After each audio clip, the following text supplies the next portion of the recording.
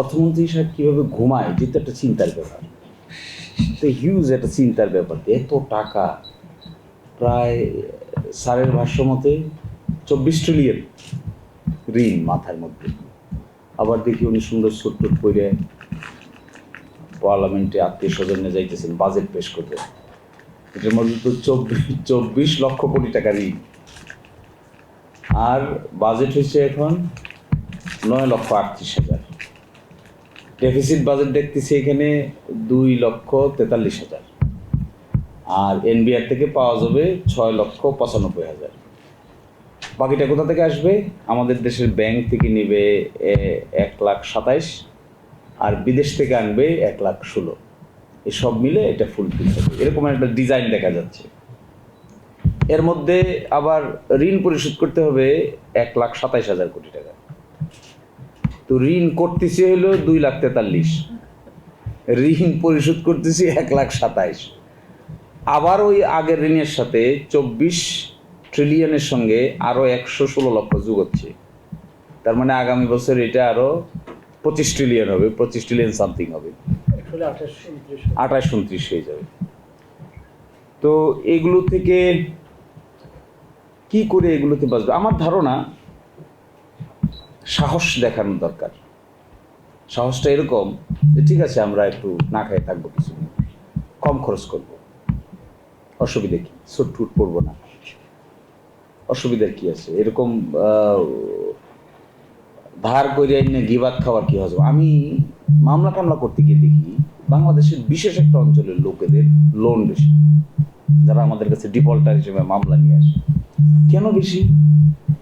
লোকটার সঙ্গে আমার কথা বলতে মাঝে মাঝে ইচ্ছা হয় যে আপনি যে এত টাকা নিলেন, নিয়ে এত বড় গাড়ি দৌড়াইতেছেন, এরপরে এত সুন্দর জামা কাপড় পরে হাঁটতেছেন, এরপরে বিজনেস ক্লাসে চড়তেছেন, আমার মতো উকিলকে এক জায়গায় প্লেনে নিয়ে যান, জায়গাটার নাম বলতেছি না, এটা ডিফেমেশন হবে, আমার মতো উকিলকে বুঝছি যদি বুঝে থাকেন ঠিক আছে, আমার মতো উকিলকে প্লেনে নিয়ে ওখানে মামলা করাচ্ছেন, আপনি তো ইউ আর ভেরি ওয়েল, আপনি তো কোনো টেনশন দেখি না। মামলা কয়টা? 4টা। ডিফল্টের পরিমাণ কত? 650 কোটি টাকা। আপনি ইউ আর ভেরি কমফোর্টেবল। 650 কোটি টাকা আমি ডিফল্ট করলে আমি তো হার্ট ফেল করে মরে যেতাম। যেটা কী করে সম্ভব? এটা তো হয় না। 650 কোটি টাকা নিয়ে গেছি আমি, ব্যাংক খালি হয়ে যাচ্ছে, আমি আবার কমফোর্টেবল, স্যুটও পরতেছি, জামা কাপড়ও পরতেছি। তো উনি উত্তর দিলেন যে দেখেন, এটা একটা লাইফস্টাইলের ব্যাপার, এটা এইরকমই। অর্থমন্ত্রী যেমন উত্তর দিছে না যে ব্যাংক বানাইছেন, তো লোন নেন না তো ব্যাংক বানাইছেন কেন?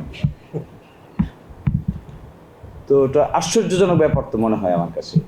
এই জিনিস কিভাবে ঠিক করবে, করাপশন কিভাবে ট্যাকেল দিবে, এটা মেইন ইস্যু হবে আমার ধারণা, টু কমব্যাট দ্য করাপশন। আমি তো এভরিওয়্যার দেখি, হাইকোর্ট সুপ্রিম কোর্টের A to Z যেটা আমি দেখি, এই জায়গাটা আমি ভালো বলতে পারবো। 17-18 সালে এখানে বাজেটের পরিমাণ ছিল টোটাল বাজেটের 0.39%। 17-18 সালে কমতে কমতে কমতে কমতে কমতে কমতে এইবার দেখলাম প্রপোজ করছে টোটাল বাজেটের 0.23%। টোটাল জুডিশিয়ারির জন্য 3টা অর্গানের একটার জন্য বাজেট হলো 2,495 কোটি টাকা। জাস্টিস ডেলিভারি সিস্টেম তো এখানে শেষ। এটা কি করে জাস্টিস ডেলিভারি করবে? আপনি যান নিম্ন আদালতে গিয়ে দেখবেন বিচারকদের বসার জায়গা নেই।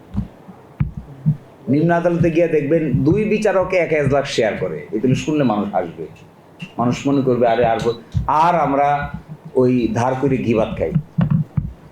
2জন বিচারক মিলে 2টা পর্যন্ত একজন বসে এক রুমে, ওই সেম এজলাসে 2টার পরে 3টা থেকে 4টে 5টা পর্যন্ত আরেকজন বসে, মানুষ 2জন, চেয়ার একটা।